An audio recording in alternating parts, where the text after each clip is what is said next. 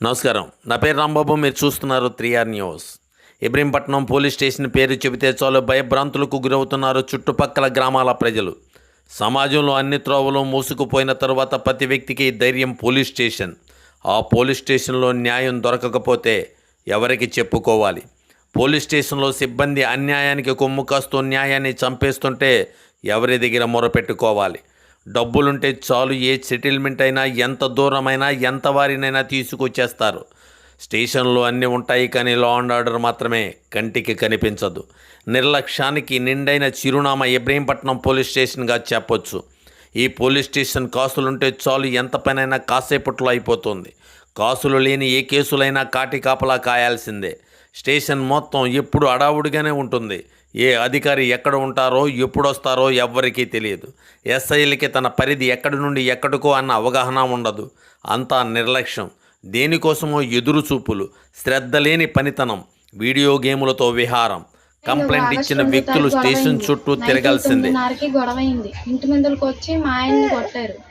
మా ఆయన కొడుతుంటే నేను మా ఆయన కొడుతున్నానని చెప్పేసి నేను అడ్డం వెళ్ళాను. పిల్లల్ని పట్టుకొని అలాగే వెళ్ళిపోతే నన్ను ఏం చేశారు, నన్ను ఒక దెబ్బ కొట్టారు. నాకు పిడిసి వచ్చి పడిపోతే ఆ విషయం మా అమ్మకి తెలిసింది. మా అమ్మకి తెలిస్తే నా కోసం పరిగెత్తుకుంటూ వచ్చిందండి. వస్తే ఆమెను పట్టుకొని నాకు తాళం చేతులు పెడుతుందంట.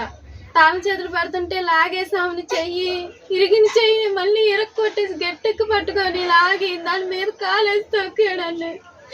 వాళ్ళకు పెట్టే స్థితి ఎవరో లేదు సార్. నేను ఎన్నోసారి ఆగస్టు 2వ తారీఖు తిరిగాను, పోలీస్ స్టేషన్ తిరిగాను, కనీసం ఎవరు పట్టించుకోలేదు. నవ్వుతున్నారు మమ్మల్ని చూసి. ఎందుకమ్మా మీరు పద్దాల పోలీస్ స్టేషన్కి వస్తున్నారు అని అంటున్నారే కానీ ఇలా జరిగిందండి. మా నాన్న పరిస్థితి అయితే బాగా. మా నాన్నకి చేసే వాళ్ళు కూడా లేరు. వాళ్ళకి మా ఆయన ఒకటి సంపాదించాలి. మా ఆయన సంపాదించింది మాకు నలుగురికి పెడుతున్నాడు. అవి వచ్చిన దాంట్లోనే చేసి నాకు 2 పిల్లలు, చిన్న పిల్లలు. ఇల్లు చూస్తే ఇంత మాత్రమే ఉంది.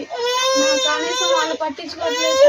పోలీసు వాళ్ళ దగ్గరికి వెళ్ళి మాకు న్యాయం చేయండి సార్ అంటే చేస్తాము అంటున్నారు. కానీ బాధతో వచ్చిన వ్యక్తులను మరింత బాధించే స్టేషన్ ఏదైనా ఉంది అంటే అది ఇబ్రహీంపట్నం పోలీస్ స్టేషనే.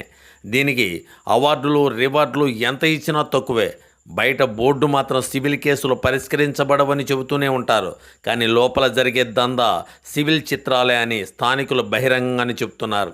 ఈ స్టేషన్కి పిచ్చి ఎంత పరాకాష్ఠకు చేరిందంటే సమాజంలో కుడ్లు కడగడానికి, ప్రశ్నించడానికి మిగిలిన ఏకైక అస్త్రమైన రాజ్యాంగంలో 4వ స్తంభం అని చెప్పబడుతున్న జర్నలిజానికి కూడా సంఖ్యలు, కాళ్ళు చేతులు కట్టి ఆంక్షలు విధించారు. బాధ్యత గల వ్యక్తులు ఎవరైనా పోలీస్ స్టేషన్ దగ్గర కూర్చుంటే ఉదయం నుండి సాయంత్రంలోపు ఎన్నో హీన గాథలు, అపరిష్కార రోధనలు, ఎన్నెన్నో వింటే మా మీద పెడతామంటున్నా. ఏమన్నా మాట్లాడితే గట్టి గెదుగుతున్నాడు ఆ సారు. ఆయన పెద్ద ఆయన దగ్గర బానెత్తలేదు, దూరంగా ఉండమంటున్నారు. ఏదన్నా చెబితేనేమో ఏంటమ్మా ఎన్ని మాటలు చెప్పాలి, వాళ్ళకి దెబ్బలు తగిలి మీరు ఆగండి మేము పెడతాము. రాత్రి కూడా వెళ్తే రేపు పొద్దున వాడిని పిలిపించి మీ కేసు కడతామంటున్నారు. కానీ ఆ కేసు మరి ఎట్లా కడతారో ఏంటో కూడా తెలుస్తలేదు. మాట్లాడితే కోర్టుకి వెళ్ళని అంటున్నారు. కోర్టుకి వెళ్తే మాకు ఏ న్యాయం జరిగిద్దండి? చెయ్యి బాగలేదని మీద నేను ఎటు వెళ్ళాలి? ఇంకా ఎక్కడికి వెళ్ళాలి? నా పరిస్థితి చూస్తే ఎట్టుంది? ఒక్కో తడవ కళ్ళు తిరిగి కింద పడిపోతున్న, షుగర్ ఎక్కువయ్యి. ఇప్పుడు నా బాధ ఎవరు చూసేటట్టు లేరు. ఇప్పుడు మేము వెళ్ళినా కానీ కేసు కడతారో కట్టరో తెలీదు. అది ఇక్కడ పట్టించుకునే నాదుడే ఉండడు.